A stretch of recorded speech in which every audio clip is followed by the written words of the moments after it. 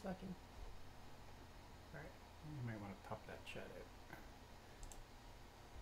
Reset that up. It's probably going to move. Pop that chat. Copy this. See, it says you're now live. Paste that.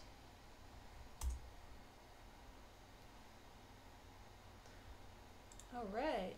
Streaming begins. I would update your stream info because it's not going to be the same as your event. Oh, right. On like Twitter?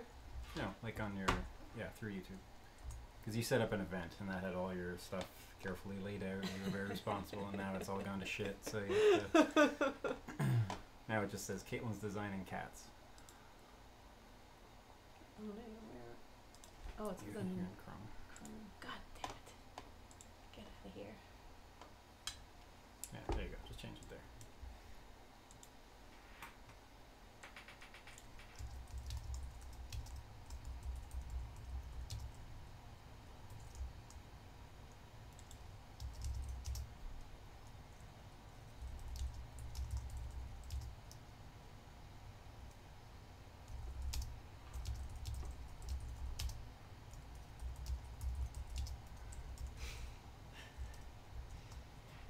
Okay. Alright. Yeah, I think we're good then. Do I have to press save or something? No, you don't. That always weirds me out.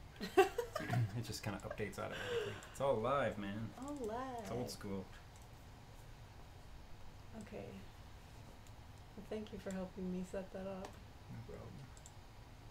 It could be that like the event is set to 3 p.m. like PST or something like that. Right. Who knows? Oh, we have somebody in the chat. Huzzah! Welcome, happy thoughts, to the Manfried the Man stream with award-winning director Brett Jubinville. Brett, say hi. Sorry, I was just drinking some water. Hello, everybody. Hello, happy thoughts. What are two of my favorite things together? Yay! I'm sure that they came over from Super Science Friends. I think he means naked men and cats. It's two Oh, of his right. favorite things. Right. So, since you're just mainly here to entertain me while I work, tell me a story about Brett. Tell me the story of Brett. The whole story. The whole story. Just start from scratch. Let's see if I can think of an actual story. Let me see here. Why don't you explain what you're doing? Okay. And what you're going to be showing the folks. And Okay. then I'll think of it. So I'm currently working on Manfried the Man Book 2. I'm actually starting this page from scratch, so I'm going to be adding in the text and drawing the text bubbles and then coloring it, and we'll see how far we get. It's a pretty long process. Oh, I should say, I had a dream about you the other night that you were like, I'm going to open up a branch of the studio in Scotland. And then I was like, cool, are we all going to go to Scotland? And you were like, nah, it's just going to be me and Hamish over here. And it was just like you and this old Scottish man in like a castle. We're going to be drawing some we're going to be drawing some cartoons. Hamish. It's like one of those names that you name your kid nowadays if you're like a real hipster or if you just like really don't like your kid. Name him Hamish. Yeah, Hamish. Make sure that he's not popular until he's 78 years old. Yeah, but he's also gonna be like one of those kids that shows up to their like formal in like a kilt. Yeah. Yeah. Yeah, he's gonna lean into it for sure. Yeah, definitely. So I guess I can tell you the story of my name, since we're on names. Yeah, please do. So first thing is my family goes by their middle names, which I think you knew, or at least you knew that I went by my middle name. Yeah. And both on my mother's and father's side, or at least my mom did. Janet Elizabeth, she went by Beth. And then my dad is Joseph Gary, goes by Gary. My brother goes by Brent, which is his middle name. I'm Brett, my middle name, etc., etc. Why even have first names? I don't know. I think it was like you name your first... Like, I think I was named after my grandfather, Jim. Right. Even though he was a rape bastard. I think they still felt obligated to name me after him. So they get the first name, and then, but they didn't want to call me him because they didn't want to be reminded of what a right bastard he was all the time. So I think that's why. Maybe that's the rules. I don't know. But my name was originally going to be Kevin. Oh. And presumably, the way it goes is my mother wanted to name me Brett, but my brother, who was from my dad's previous marriage, was already named Brent. And they said, we can't possibly do that. And so they settled on Kevin, which I don't know why they settled on Kevin, because I already had a cousin who was some years older than me named Kevin at that point, who was like not a distant cousin. He was like, he hung out with my sister and brother. So he decided to name me Kevin. And then I guess on the day I was born, it differs depending on who you would have asked, but the way my dad tells it, my mom broke down in tears and said, I want to name him Brett. And then he very coolly says, like, well, Jesus, name him whatever you want, I don't care.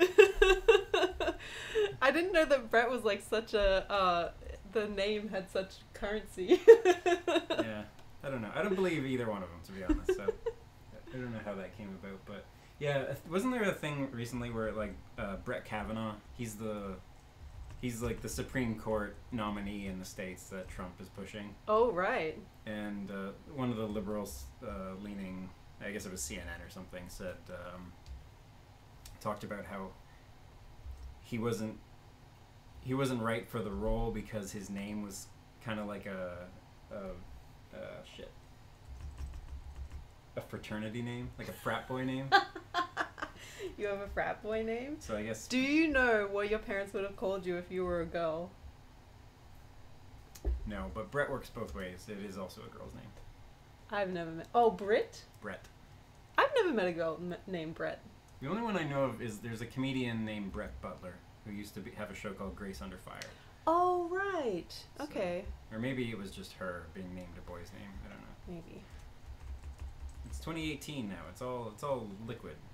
Yeah, now I think the trend for people who have kids nowadays is to like find a name that nobody else has. Like none of this like naming your kid after Bible characters. It's like they got to have a purely original name.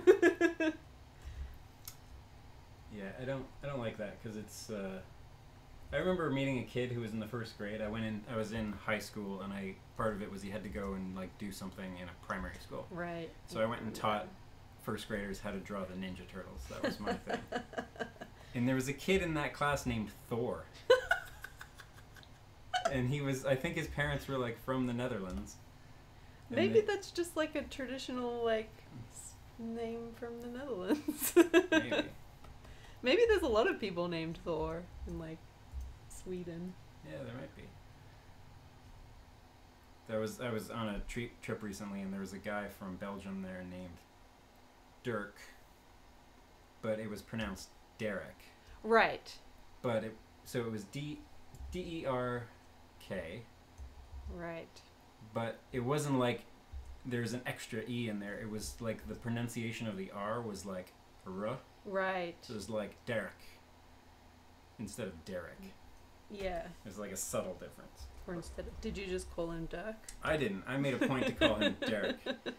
But there was one woman on the trip who, especially in the points where like people were allowed to drink, where she just found it hilarious that his name was Dirk, and kept calling him Dirk, probably because of Boogie Nights. Right. With Marky Mark's character. Yeah. What was his name again? Dirk. Dirk Diggler. Dirk Diggler. That's it. It's such a great movie. That is a good movie. I only saw it like just recently. I saw it super late in life as well, like in my 20s, well after it had come out. I saw a lot of like really classic movies way later. Like I didn't watch Indiana Jones until I was in my 20s, or Star Wars. Oh, there's a fucking fruit fly here. You bastard. There was one yesterday too. He got away. He flew in front of our fruit fly colored wall. Disappeared. Those bastards. What's he saying? They're Happy Thought says, in my class there are like 5 girls called Mary but spelled differently. How do you spell Mary differently? Like Marie or? Yeah, let's count the ways. So there's Mary, the way he, M-A-R-Y. Then there's M-A-R-I-E, which could still be Mary. Yeah. Probably M-A-R-I. Yeah. That's still only 3. Ah, kamikaze my face. Maybe there's a Y in there somewhere. Like Mayry? M-A-Y-R-Y? Yeah. I'm sure there's tons. Like Caitlin's, there's a bunch of ways to spell that. Yeah, but they're all incorrect except for the way that I spell it. Of course. It's like Brett with 1 T is just ridiculous. Yeah. Or like Matt with 1 T. I remember once, so Matt and I have been watching the Great British Bake Off in the evenings because it's very wholesome. And there was a guy on it whose name was Matt, but he spelled it with 1 T, and Matt was like, how do you misspell your own name? Laurel's Matt is 1 T. Yeah, but again. Yeah. Laurel said she was going to listen to the stream, so let's test her on that. Yeah. Let's see, we'll just bag out her boyfriend. He spells his name wrong. There's a name I really like is, especially for like a cowboy, is Matthias. Matthias. I knew a guy named Matthias, but he went by Matt. Yeah, so you can go by Matt. So I wonder if her Matt is Matthias. Maybe, yeah. And then if there's 2 T's with the word Matthias, I think it becomes Matthias. Right. I know a couple of Matthiases. Is that like a French name? I don't know if it is or not. The guy I know named Matthias is from the Philippines, I think. Oh, right. So, but I don't think it's a traditional Filipino name. I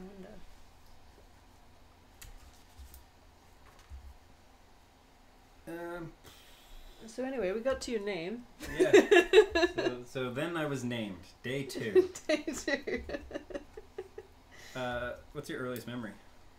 I have a memory of my mom. Oh, actually, the earliest memory is of some wallpaper that when the house that I grew up in was being built, we were living in like a rental place, and the bedroom that my brother was in had Superman wallpaper, and I just remember thinking that it was like the coolest thing ever. I probably would have been about 4 years old, maybe. Yeah. So. I have 2 earliest memories. One that I don't think is real, and then let's say 2 that I know aren't real. So the one that I don't think is real but could be is on the road. So I was born in a city called Windsor, and then I lived in a town called Tilbury, which is a little town. And if you were to drive from Windsor to my house in Tilbury, you'd have to go down this street called Elm Street. And it has these giant elm trees over top of it, as per its name, and the branches kind of crisscross over top of the road. And I have a memory of being young and kind of from the perspective of if you were to lay on your back in a car and look up, having those branches pass over you. But the only way I could think of seeing that is if I was like passed out in the back of the car, or like in a little like child carrier, seat or something, you know, carrier looking out the back. Because we had one of those long ass cars too. Yeah. So like a Mercury. But like, whatever. if it was a road that you drove down a lot as a kid, it might just be like a lot of memories all smushed together. Yeah.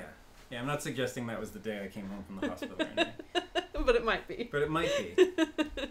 And then the other 2 memories I have are both dreams. One of them is a dream of spiders crawling up the side of my bed was pushed against the wall when I was a kid, so it's spiders crawling up the side of that onto my bed and freaking out.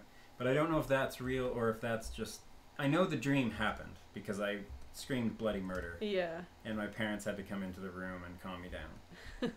So I suspect I'm just remembering the retelling of that story. Yeah, yeah. I think a lot of my early memories are actually just memories of somebody telling me something. Yeah. Or like I know for certain that there's a photograph of me and my brother and my sister in the room with the Superman wallpaper. So it's probably just a memory of that photograph. But I remember the angle of the spiders. So that's not just a retelling. And the other dream is a very like existential dream that is just like colors and sounds, but it's in my memory. It's like burned in there. Yeah. So it's a dream that I used to have all the time, and it was all very green with a lot of like swirling vortex type lights and stuff like that. Almost like that show Sliders when they're going through when they're sliding. Are you sure you're not just remembering the classic hit 90s show Sliders? It might be. Jerry O'Connell is burned into my mind. Oh, Laurel is watching the stream. Yeah, I think she missed the part where we were making fun of her, though. Yeah. Oh, well. Say hi to Matthias for us, Laurel. Yeah, tell him how come he doesn't know how to spell his own name. And then Lily has joined us. Hello, Lily. Hi, Lily. Welcome to this side of the YouTubes. Thanks for tuning in.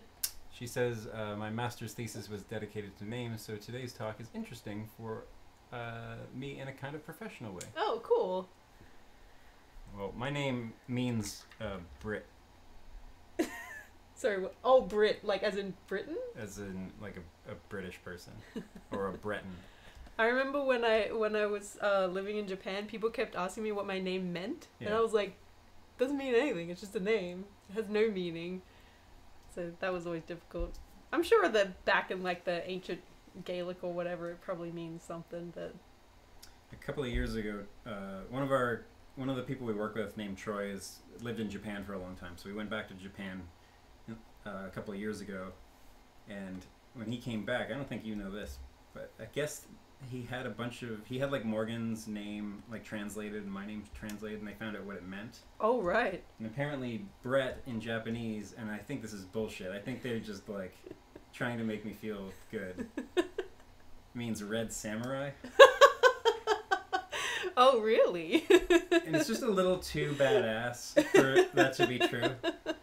So, but the interesting thing about that is I used to have a drawing that I would do every year to gauge how good I was getting artistically. Right. And it would be a drawing of a red samurai with like a flaming sword. Oh. And that was the thing. And so it wasn't even to like see if I had improved. It was more like just to gauge which style I was working in, because I would always work in wildly different styles. So there was no just improvement. It was just like, oh, now I'm drawing like this guy, or now I'm drawing like Ashley Wood, or now I'm drawing like this. And I got out of the habit of it a while ago, but that's yeah, I thought that was interesting. Yeah, I wonder what my name means in Japanese. Just means red Australian. Red Australian. Let's see. Happy Thought says, oh, they're saying hello to each other. I see. Ramen Doodle says, come here. There are so many more people watching the stream right now than ever before, so thank you for bringing all these people over here. Bring my super science fans. It was like last time we streamed, it was literally one person. There are 9 people watching right now. We're almost double digits. Holy crap. I thought we'd just be like shouting into the void. Like we could like say our like most secret desires or whatever, nobody would know, but now all you guys are here. And Chloe has arrived too, which is a Papuko Shiz. Oh, hey Chloe. Yeah, feel free to shout out questions for Caitlin or myself. Yeah, give us something to talk about. Yeah, otherwise we'll just sit here in awkward silence. We sit 2 desks away from each other pretty much 6 days a week, so it's all been said. Yeah. That's why I had to resort to tell me about yourself. Tell me your entire life story. I'm trying to think like usually when people have those types of conversations, it's like they're on an awkward date. Yeah. I'm trying to remember like back when I would have awkward dates, what it was always like, so do you have any siblings?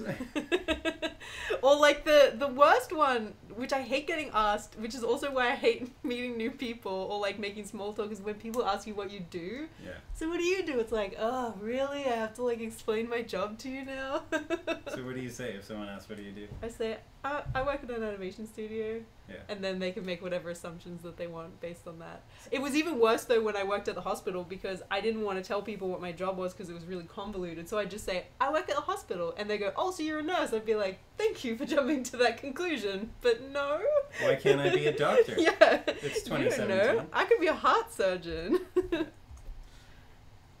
Yeah, I always say I work at an animation studio as well. You don't say you run an animation studio? No, I don't say I own it, I don't say I run it, because it just becomes like... You don't want people to like ask you for a job. And I like to be on the level of the common man. Yeah. You just want to relate to people. Yeah, I just want to really... Yeah. I don't want to wow them with my, impressive titles. And You don't like start off by saying, well, I won a few awards. I'm an award-winning director. What do you do? Oh, you work at Starbucks? That's fascinating. Tell me more. No. That's a great way to kill a conversation if you ever want to get out of it. Yeah. Have you seen that, what is it? It's the, Something in Web show. It's that British comedy. It's those two guys. Chris Webb and... No, I haven't seen it. Anyway, there's a skit. It's like a skit show, and one of them is this guy's a brain surgeon, and he goes to a party. And someone's talking about something, and he's like, oh, well, it's not brain surgery.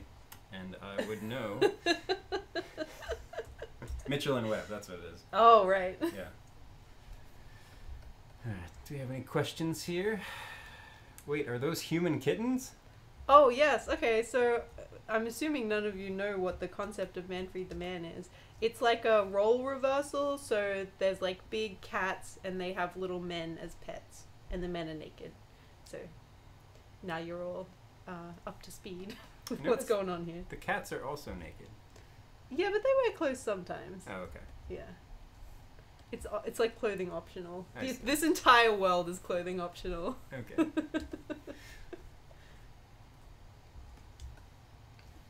Chloe's asking what we all think about the new Winnie the Pooh movie. Oh, the live-action Christopher Robin thing? I heard a review that it was really bad, but I'll reserve judgment until I see it, which will probably be whenever it comes out on Netflix. I started watching A Hologram for a King on Netflix. Oh yeah, is that any good? No. Okay. So is it a Netflix original? It's not a Netflix original. If it was, it'd probably have a better chance of being better. It's one of those movies where... So it's got Tom Hanks in it, and it's him going to the Middle East, presumably to create some sort of hologram for a king. And he goes to Saudi Arabia. And... Yeah, and so the first red flag is that there's about 15 production companies attached to this thing off the top of it. So it's Lionsgate, which is always immediately your chances of it being good go down to 50% when it's Lionsgate. No offense. Throw on some shade at Lionsgate. They do a lot of stuff. I don't think they say no a lot. So then there's like 12 more logos after that one, and then it goes into it. And it started out really kind of interesting, where I was like, okay, where it's him, that song where it's like,